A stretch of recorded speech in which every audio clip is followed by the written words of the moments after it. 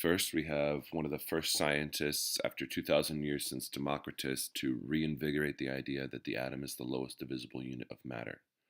Through his experimentations, and mostly with gases, this scientist realized that atoms of all the same type are completely identical. No two atoms have the same physical and chemical properties.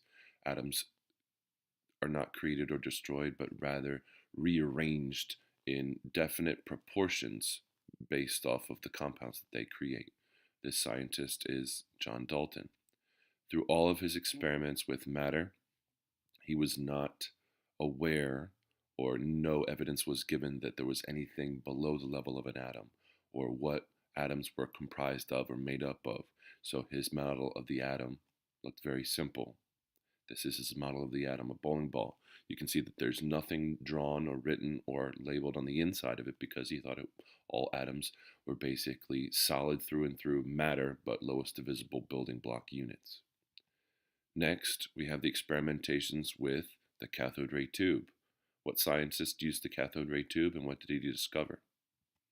Well, it was J.J. Thomson. When looking at cathode ray tubes, everybody was experimenting with them.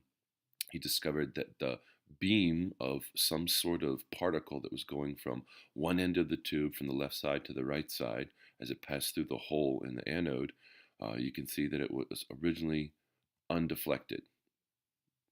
But as he played around with it, he found that these particles had extremely tiny mass. So he thinks that he found a particle, since it was 1/1836th the mass of a hydrogen atom, that it must be not another element that he discovered, but this particle must be inside of atoms. He discovered the first subatomic particle.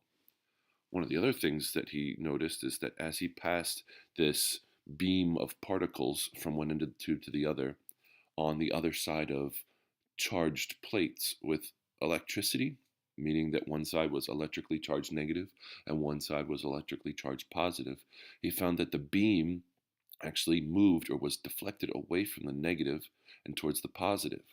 So what this told J.J. Thomson was that atoms have particles inside them that are extremely small and that they are negatively charged. They're negatively charged because negative repels negative and is attracted towards positive. Next, we have scientists experimenting with alpha particles. Alpha particles are very large, relatively, radioactive particles that are positively charged. This was Ernest B. Rutherford. Rutherford was a student of Thomson, and this is what he thought. If you're looking at the section where it says B, if Thomson's model was correct, he thought that if you launched positive alpha particles towards a very thin sheet of gold foil, if it was made up of atoms that Thomson thought was correct, whereas they had negative particles and positively charged space, there'd be no positive particle or area of an atom that could stop or prevent or deflect a alpha particle. And if you look at the A part of the experiment, you see that most of the alpha particles went straight through the gold foil. There were some instances where a couple of the alpha particles were deflected or bounced off or ricocheted, and that's because they must have hit something inside an atom.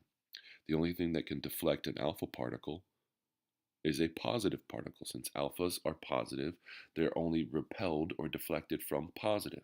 Now, since most of them made it through, what this told Rutherford is that atoms are mostly empty space because most of the alpha particles did make it through.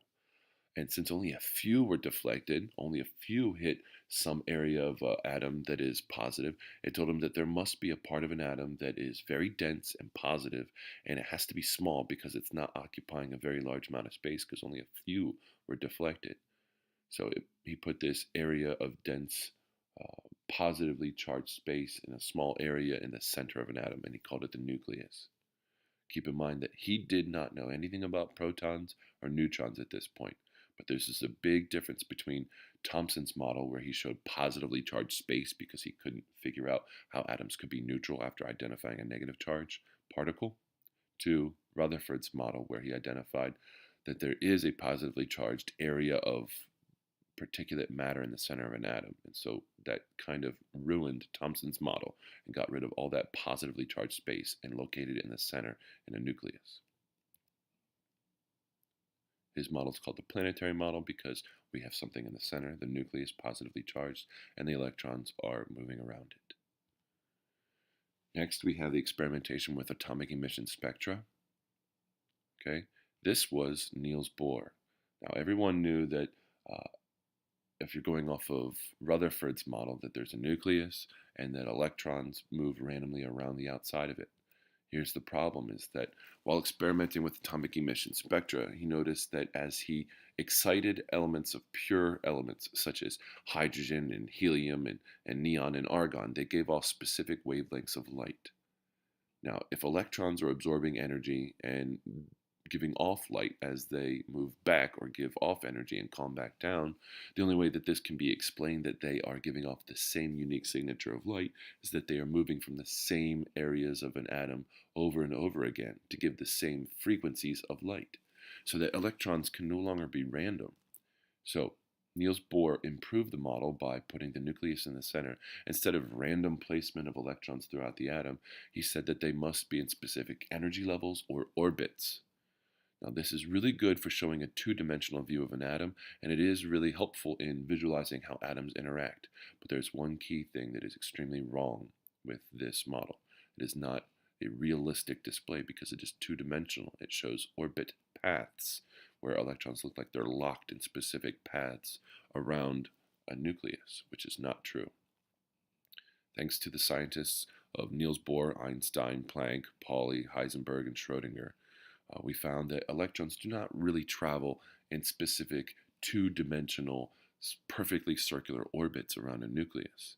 Okay, what they do is instead electrons can be found in three-dimensional areas of high mathematical probability called orbitals.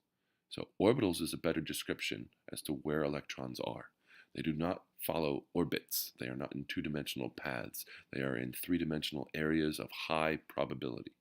The probability of an electron being in that area at any given time is 90%. That's pretty accurate. Electrons can behave as both a wave and a particle. Because of this, it is impossible to know both the momentum and the position of a particle simultaneously. And energy, like matter, is made up from indivisible units called quanta.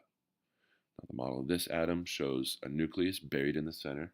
If you're trying to show it by relative size, it should be extremely small, even though 99.999% of all the matter in an atom is located in the nucleus. What we know is that most of the area outside, or most of the area in an atom, is empty space, occupied by electrons, which can be found in energy levels, but they are in three-dimensional areas of high probability called orbitals within those energy levels. Thank you for paying attention.